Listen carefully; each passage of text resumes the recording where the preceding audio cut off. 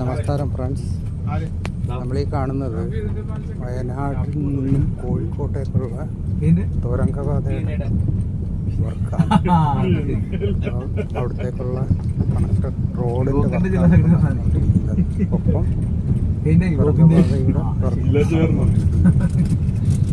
ഫ്രണ്ടിൽ നമുക്ക് കാണാൻ കഴിയും തുറന്നുള്ള വർക്കും JCB വെച്ചുള്ള വർക്കുകൾ തുടർന്നുകൊണ്ടിരിക്കുകയാണ്. അതുപോലെ തന്നെ ഈ വർക്ക് കംപ്ലീറ്റ് ആയി കഴിഞ്ഞാൽ വയനാട്ടിലേക്കുള്ള സർവീസ് മാനേജറായിട്ട് സംസാരിക്കും. കോഴിക്കോട് വയനാട് വരികളുടെ എണ്ണത്തിൽ തുരങ്കപാതയുടെ വർക്ക് നടന്നുകൊണ്ടിരിക്കുക. വയനാട്ടിൽ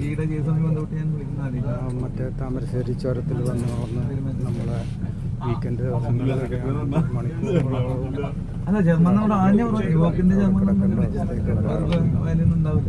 ഈ ഒരു റോഡ് ഓപ്പൺ ആവുന്നതോടുകൂടി വയനാട്ടിന്